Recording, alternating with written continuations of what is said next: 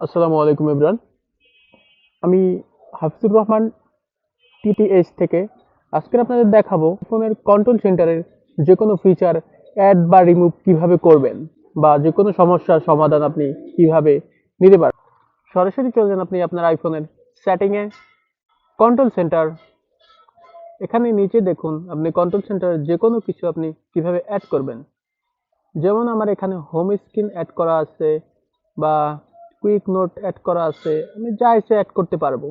তারা এই সমস্যাটায় ভোগেন, এখানে যে হোম অ্যাপ এটাকে রিমুভ করতে চান তারা এখান থেকে সরাসরি সেটিং এর এখান থেকে নিচে হোমটার উপর ক্লিক করুন, রিমুভ অপশন। আপনার এখান থেকে আপনি রিমুভ অ্যাড আপনার ইচ্ছা মতো করতে পারবেন।